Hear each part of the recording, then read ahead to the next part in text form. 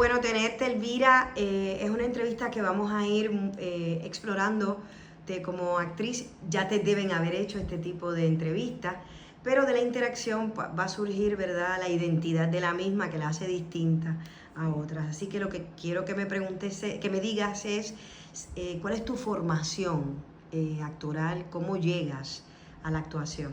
Sí, bueno, yo llegué a la actuación casi por casualidad, aunque de niña participaba en veladas escolares y el club cultural de mi comunidad. Yo soy de una comunidad rural de Santiago, de los Caballeros, la segunda ciudad dominicana.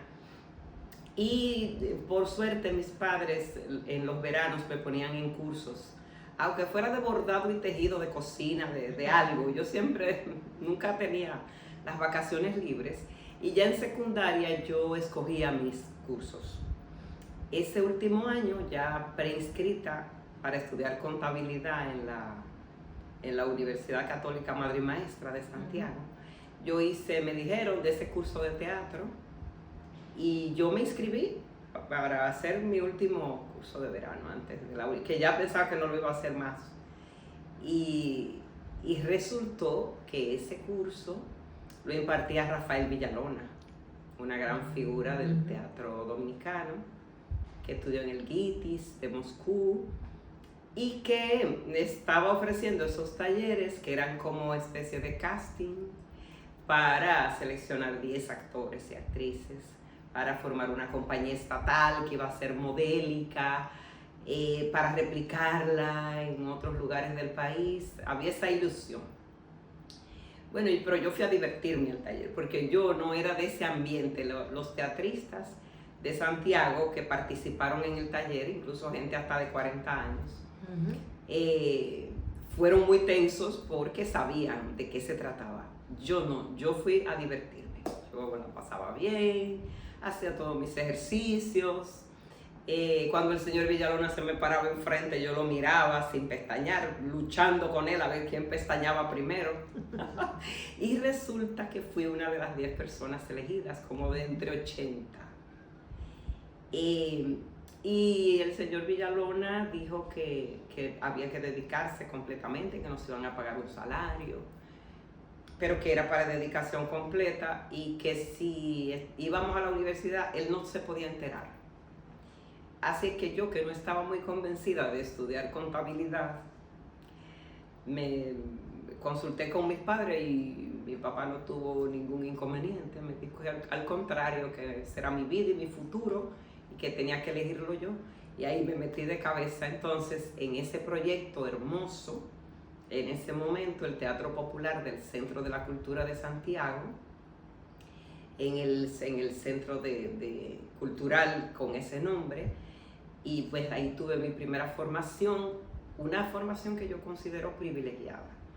Primero por quien encabezaba, ¿verdad?, el equipo, Rafael Villalona, el que yo considero ha sido el mejor director teatral de este país, en lo que yo conozco, de los que yo conozco en 40 años de carrera. Y después, porque Villalona, esa gestión presidencial que decidió hacer ese proyecto en la ciudad natal del que era presidente en ese momento, le dio muchas facilidades, había recursos, así que empezaron a traer maestros de toda parte. En ese momento yo fui alumna de Insayas, por ejemplo, que fue a Santiago con su grupo de la Universidad de Puerto Rico. Llevaron Don Gil de las Calzas Verdes. Fue con toda la compañía, o sea, eran como 20. Ahí estaba Cordelia González, recuerdo, que hacía Don Gil. Carmelo Santana. Exactamente. Sí. Ahí por ahí andan las fotos con esa gente. Qué bien. Y fueron experiencias. Vino Osvaldo Dragún de Argentina con su Teatro de los Buenos Aires. Vino Sergio Arrau de Chile, vino Eduardo Di Mauro de Argentina a entrenarnos en los títeres.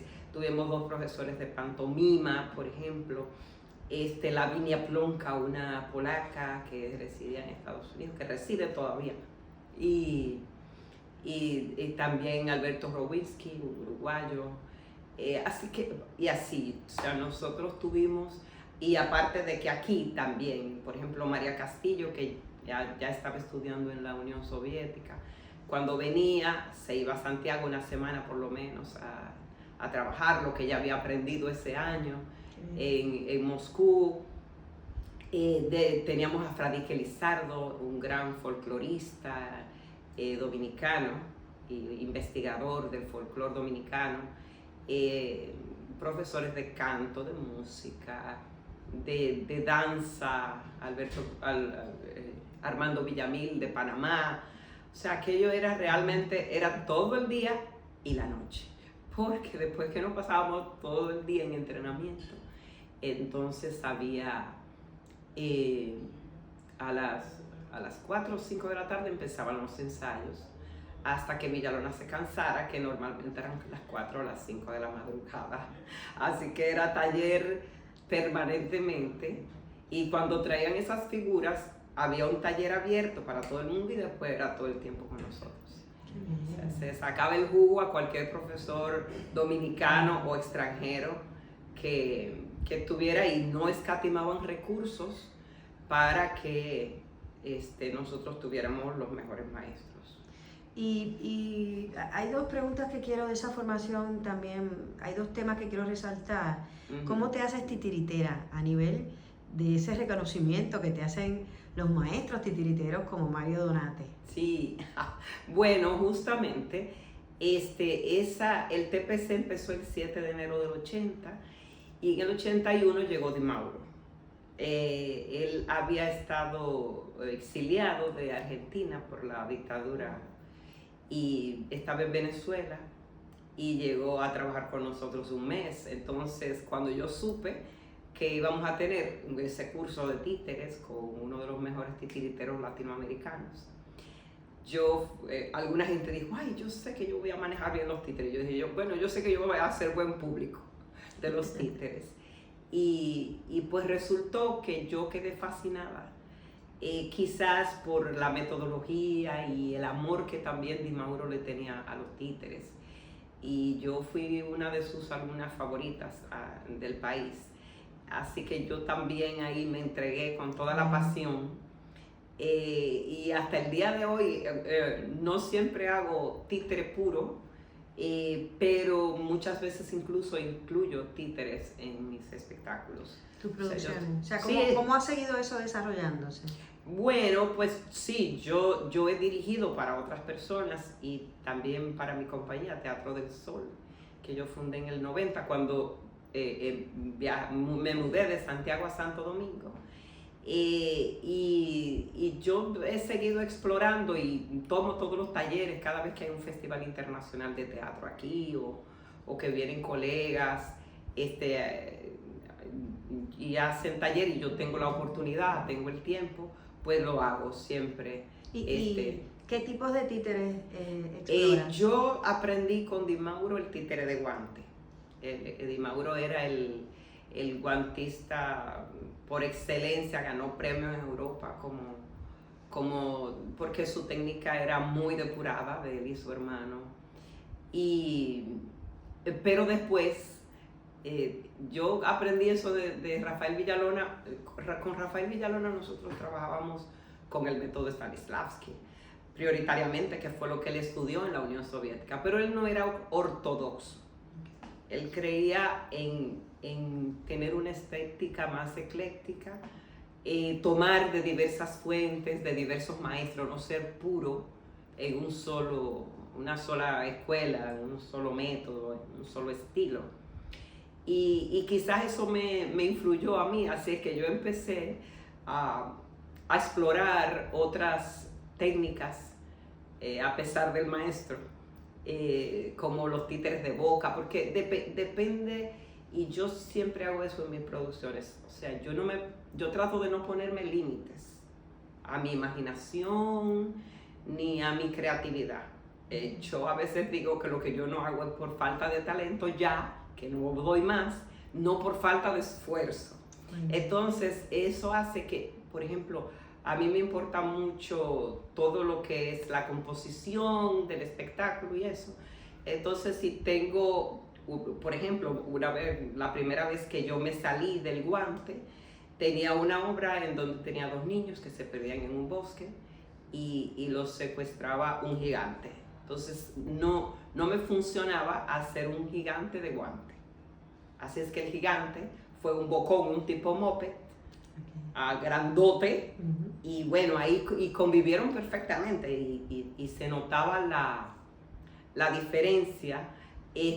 Yo después monté también un espectáculo de teatro, porque yo llegué a dirigir ese grupo de Santiago del 87 al 90 y monté El Hechizo del León de Santiago Lavandero. Y entonces los animales, la gallina, la cabra y eso, los otros todos eran humanos, pero esos eran títeres, porque esos se sacrificaban al final. Entonces yo quería tener esos dos niveles, claro, para que no es lo mismo sacrificar a un humano que a un títere. O sea, hacían un sancocho al final con esos animales que no colaboraron con el ratón y el gato. Y bueno, así fui, he hecho pupi de mesa, he explorado distintas maneras. Mi única técnica que yo no manejo es la marioneta de hilos, y si encuentro una oportunidad de algún taller, un curso, pues con todo gusto lo hago, porque creo que el títere permite hacer cosas que al actor no le está permitido. ¿Cómo? El títere va más allá del actor. Okay. El títere, todo lo que tú te imaginas lo puede hacer un títere y un actor no. Los actores tenemos limitaciones. Por ejemplo, el títere puede caérsele la cabeza y volverla a recuperar. Le puede crecer el cuello en escena y volver a recogerlo. Y puede hacer cosas. Volar. Puede volar. Uno puede con tecnología volar y hacer cosas. Pero para el títere facilísimo. O sea, es cualquier cosa, claro, que se te ocurra. Cualquier objeto lo puedes incluso animar y convertirlo en un títere. Es un mundo maravilloso, y que antes se pensaba más de manera pura. Queríamos mantener mucho las fronteras de las diferentes disciplinas artísticas, pero ya hoy, por suerte, ya esas fronteras se han limado y cada vez nos dejamos contaminar más. Ya la danza, el teatro, todas las artes escénicas tienen ya las fronteras muy diluidas, por suerte. Muy bien, y bueno, me la serviste. ¿Cómo vinculas entonces tu trabajo actoral con la técnica del títere? ¿Hay algunos puntos de encuentro? Ya me hablaste un poco, pero pienso, por ejemplo, que el uso de la voz es muy importante. Sí. O sea, definitivamente hay que tener una buena técnica. Sí. Di Mauro decía, y yo creo que es verdad, que para ser un buen titiritero hay que ser un buen actor. Claro.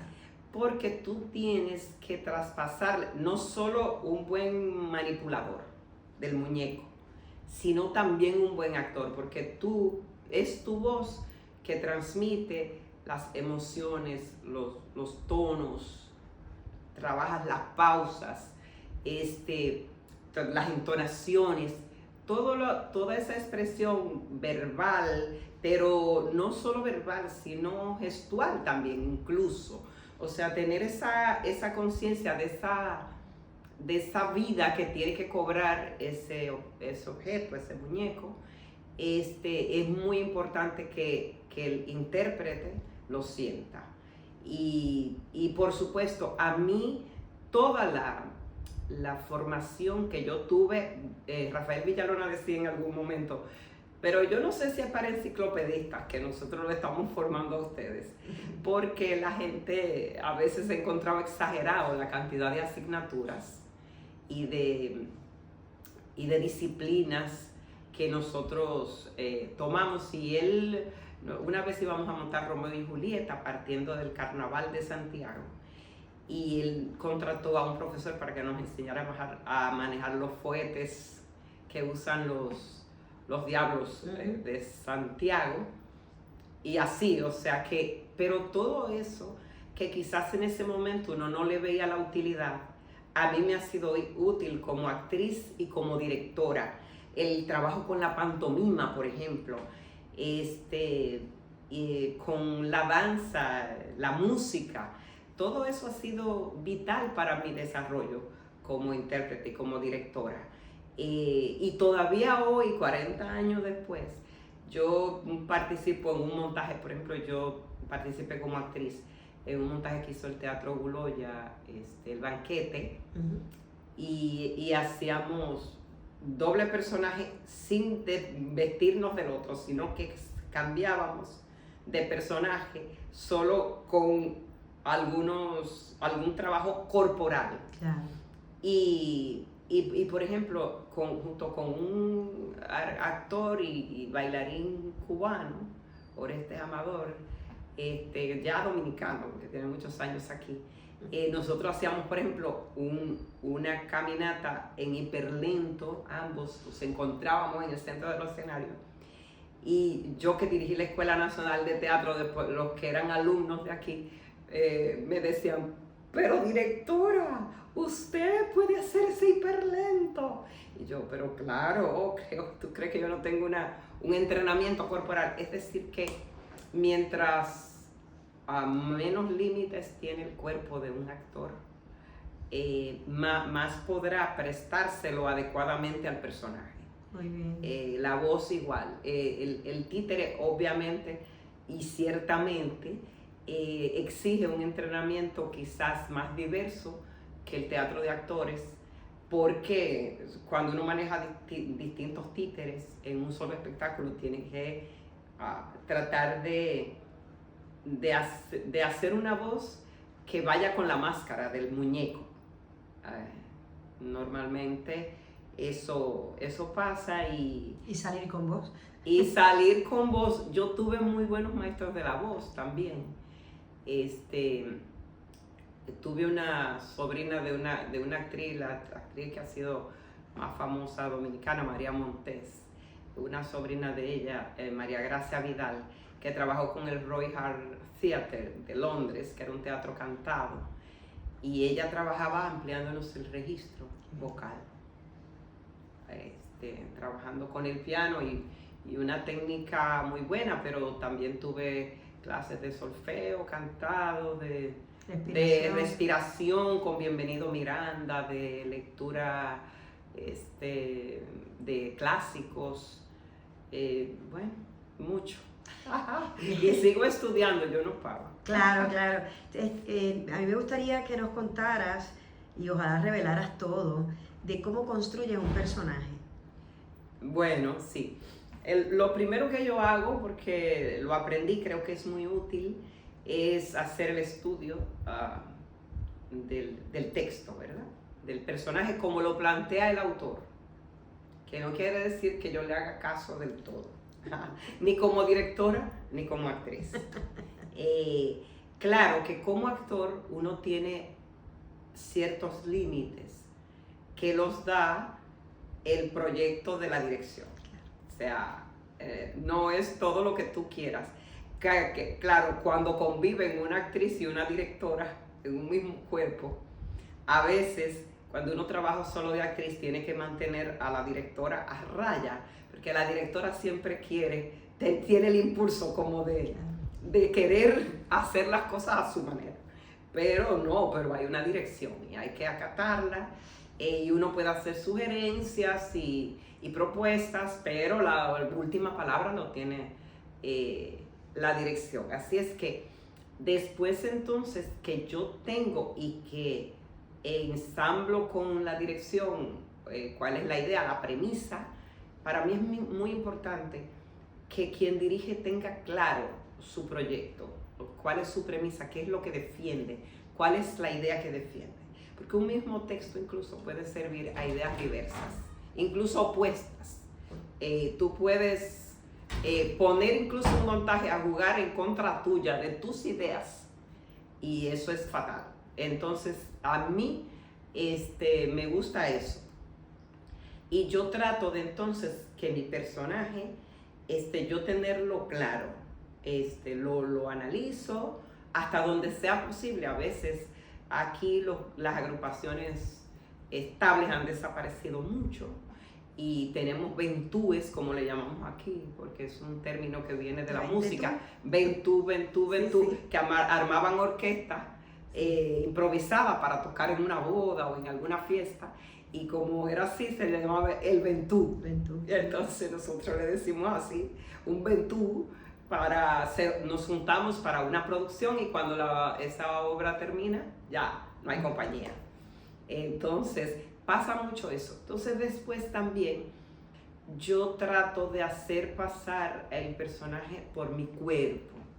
Todo ese entrenamiento que yo tengo corporal, me sirve para mirar en el personaje una forma corporal, hay un ritmo, hay un peso del cuerpo, hay una historia en ese cuerpo, hay, digamos, unos datos antropológicos en ese cuerpo de ese personaje, de acuerdo a cómo se quiera plantear, ¿verdad? De dónde son, cuál es su profesión, qué hacen normalmente en su día a día.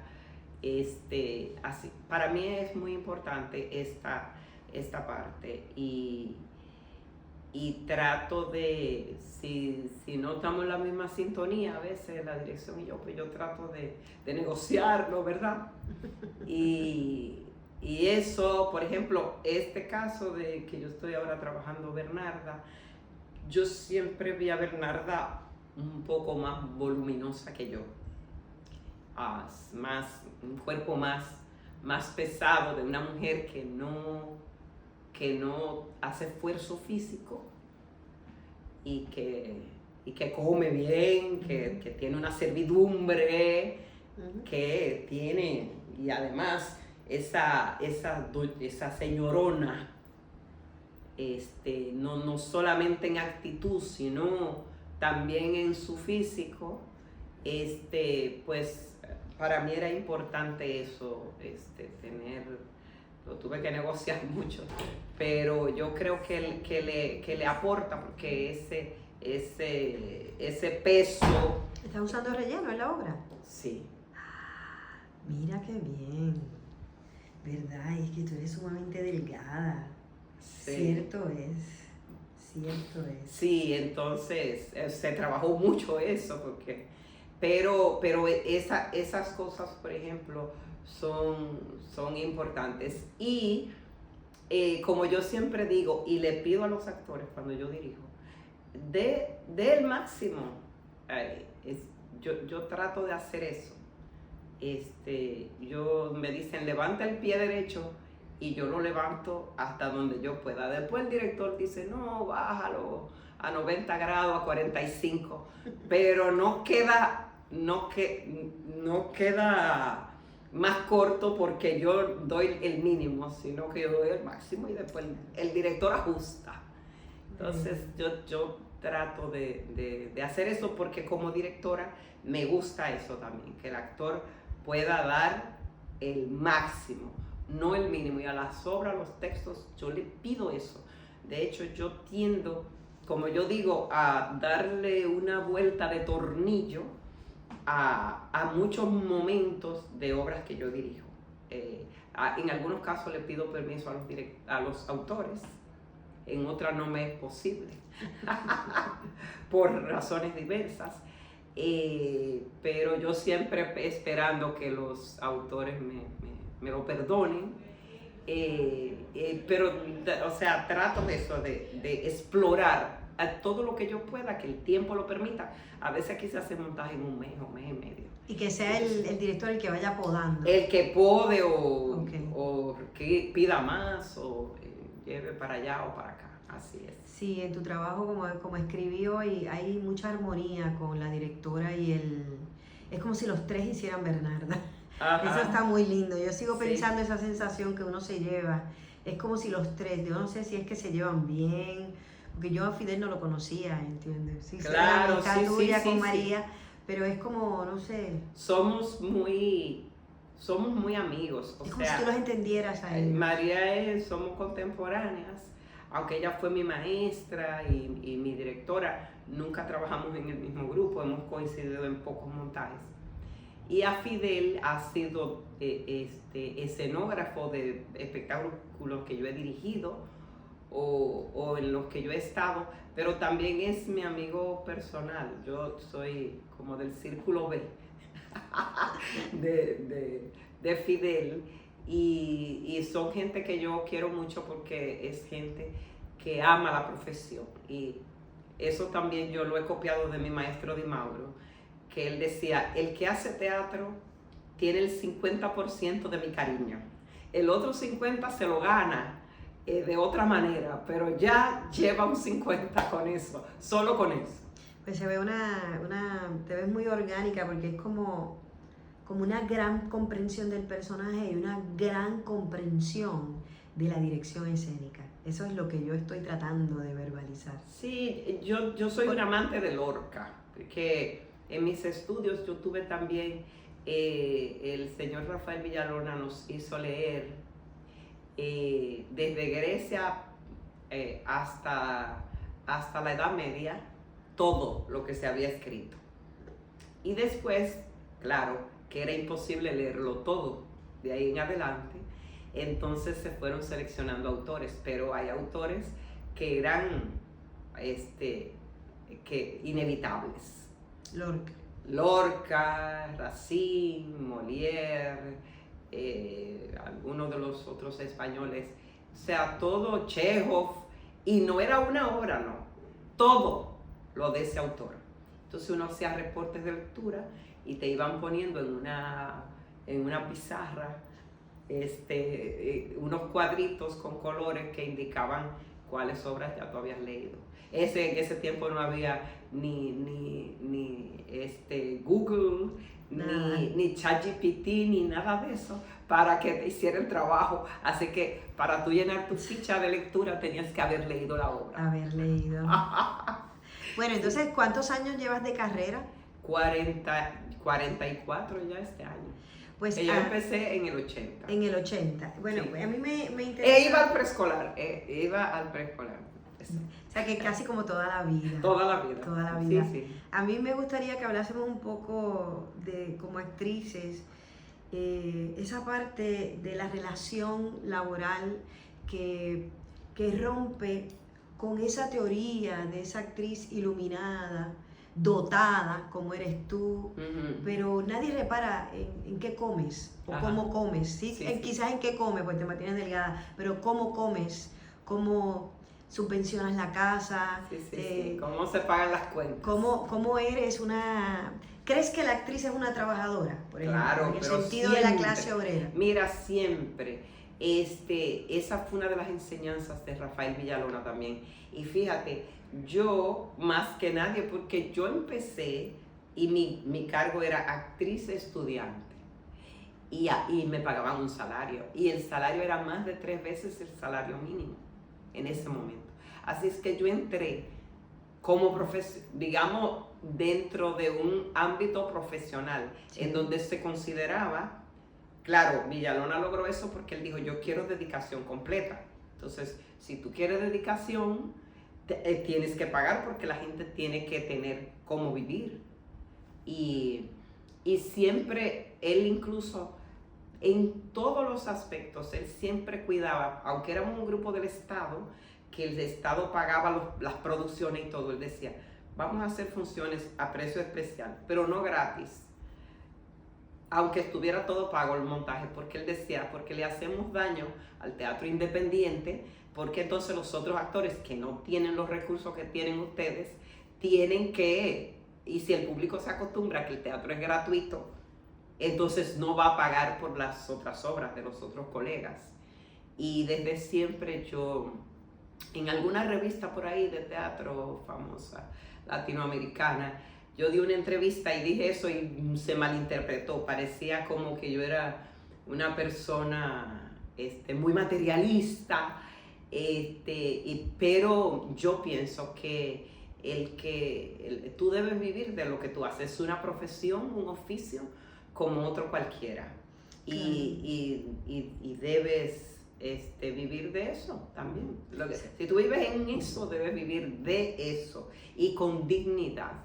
O sea, debe ser una vida digna, digamos de un nivel medio, no alto, pues difícilmente en esta profesión uno se haga rico o tenga una solvencia muy grande, pero es posible vivir con cierta dignidad y es lo justo. Yo creo que es lo justo para quien se dedica. Con lo que has dicho y con lo que he entrevistado y yo misma he vivido, quiero, ¿verdad?, agarrar eso que te pasó con esa revista que yo desconozco, porque ciertamente el que alguien gane o no gane por su trabajo no le define como actor.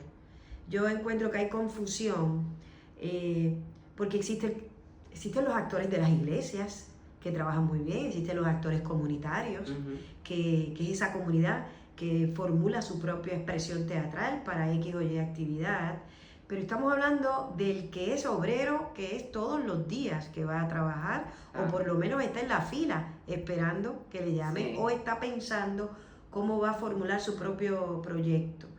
¿Te has topado entonces con esa confusión?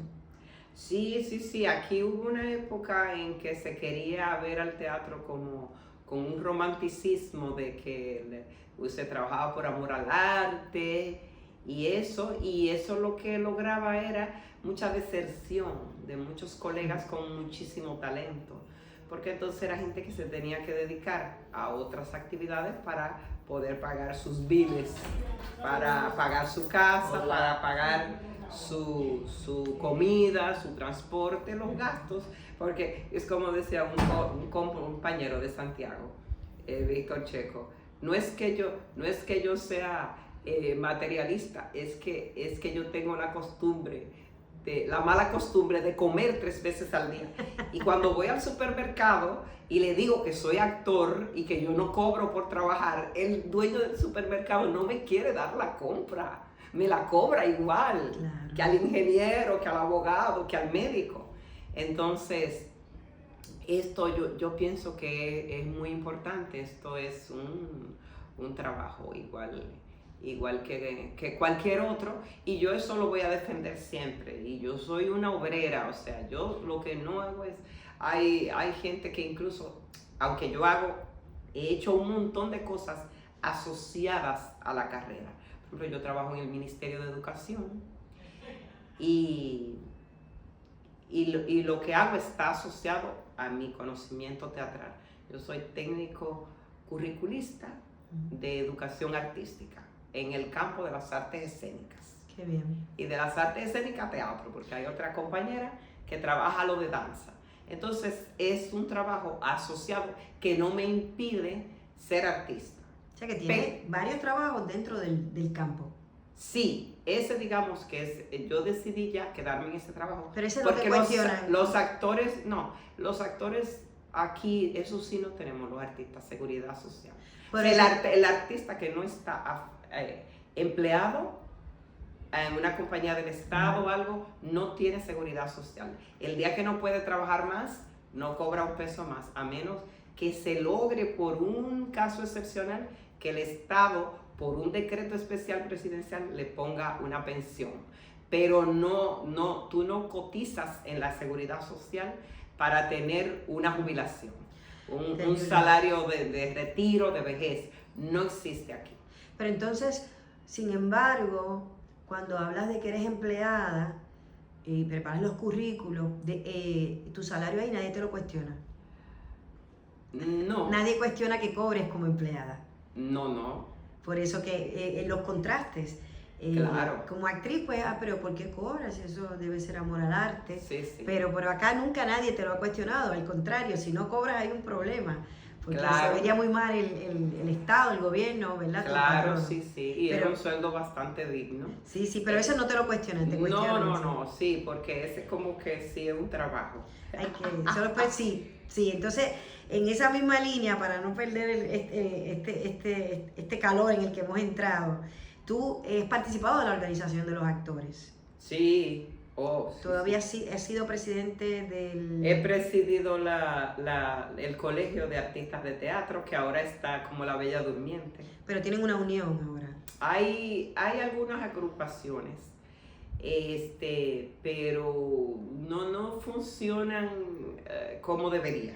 Yo creo que es porque todavía no nos consideramos como trabajadores y por Sí. eso es que va mi investigación. Hay un sindicato también aquí, el CITEA. Ay, qué bien. Pero yo he presidido la Asociación Dominicana de Títeres, ahora estoy presidiendo el Centro Nacional de la UNIMA, de la Unión Internacional de Marionetistas. O sea que presidí por 2 años la Asociación de Actores de Cine, Okay. que esa es otra historia también, que es muy particular. ¿Has visto entonces desde esos puestos la explotación económica de los actores? Sí, por supuesto. Háblanos un poco. Por ejemplo, ¿cómo se da? nosotros tenemos la ley de cine que fue pensada para los inversionistas, y los directores y todo el mundo, excepto para los actores. De hecho, la Dirección de Impuestos Dominicana, la DGI, tiene exenciones para los técnicos, por ejemplo, para compras de equipos y para un montón de ítems, pero el actor no tiene un solo ítem que esté considerado para su declaración de impuestos. Y no hay manera, pero mira que si uno echa combustible porque tiene que ir a los rodajes, a la cosa, no.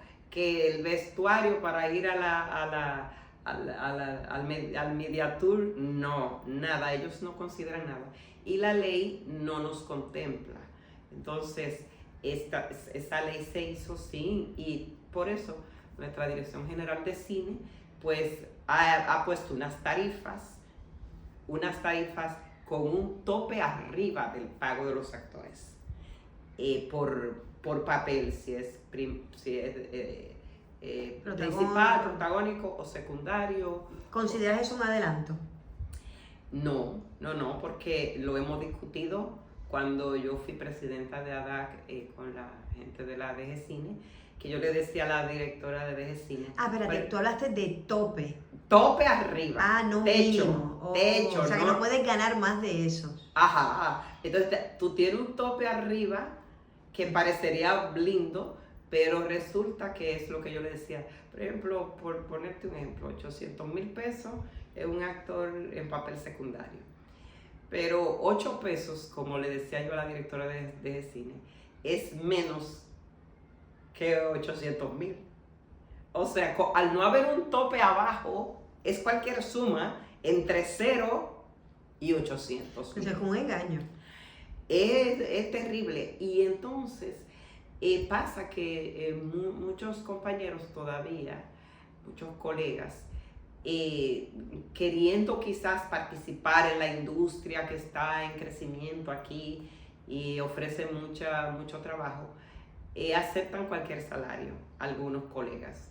Normalmente los que estamos en la Asociación de Actores de Cine respetamos las tarifas de la asociación, pero no todo el mundo está en la asociación y eso, pero es muy importante que la valorización y la dignificación de la carrera nosotros, cuando yo dirigí la Asociación Dominicana de Titiritero, ADOTI, nosotros, por ejemplo, nos poníamos de acuerdo y establecíamos tarifas, porque era un tiempo que se hacía mucho trabajo en cumpleaños y fiestas familiares, en clubes sociales. Y entonces nosotros decíamos, vamos a tener toda la misma tarifa mínima, de ahí en adelante usted puede cobrar lo que quiera, para que la gente no contrate lo más barato, sino a que le gusta, la compañía que quiera contratar, no porque sea más barata. Entonces, eso se respetaba mucho y la gente ya entendía que había una asociación y que había un respeto por el trabajo del titiritero. En los actores eso es un poco más difícil. Más o menos se establecen tarifas, pero eso también a veces el actor es el último en el que se piensa, porque tanto en el cine como el teatro, el técnico tiene su tarifa, de cualquier ámbito, el que alquila los micrófonos, el que hace la escenografía, el que hace utilería, hasta el utilero o los maquillistas tienen sus tarifas. No, yo te cobro tanto por día. ¿Cuántos son actores? Son tantos. Pero al actor te dicen, mira que no tengo dinero, que la producción es pobre, entonces vamos a ver cómo nos va. Y la gente a veces pues accede porque quizás no vive de eso nada más. Claro. Sino que tiene que hacer otro trabajo, aunque sea conexo o no, con el teatro, y por eso puede donar su trabajo a un productor o a una productora. ¿Y esa explotación que ves en el cine la ves en el teatro también? O sea, ese prejuicio que hay en el cine contra el actor. Porque no es prejuicio, es como que yo no diría que es prejuicio. Bueno, le ponen un sí, toque. Yo diría que se considera que el actor va a aceptar, que es sensible y que va a aceptar, que va a ceder, exactamente. ¿Y en teatro? Y en teatro igual. Te lloran, que no hay dinero, pero eso no se lo pueden decir al que vende la comida, al que te vende la tela para el vestuario, a nadie. A nadie, al actor se le llora, mira, y que no hay dinero, y que me ha ido mal, y a veces incluso habiendo hecho acuerdos, normalmente no se hacen contratos aquí. Aunque haya habido un acuerdo verbal, a veces se argumenta, o sea, ¿cómo decirte? A veces se es socio para las pérdidas, no así para las ganancias. Te pregunto para cerrar, si han considerado, ¿verdad?, tú y tu promoción de artistas, las cooperativas de trabajadores.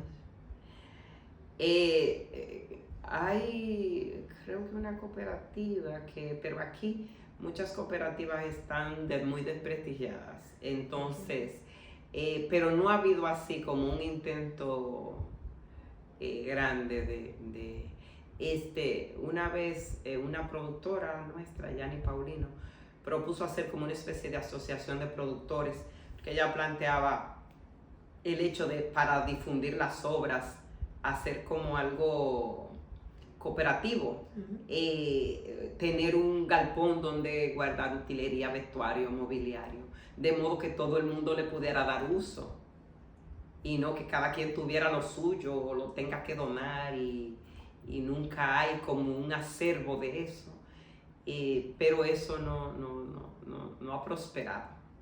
Bueno, pues muchas gracias. Quiero que me hagas ahora, voy a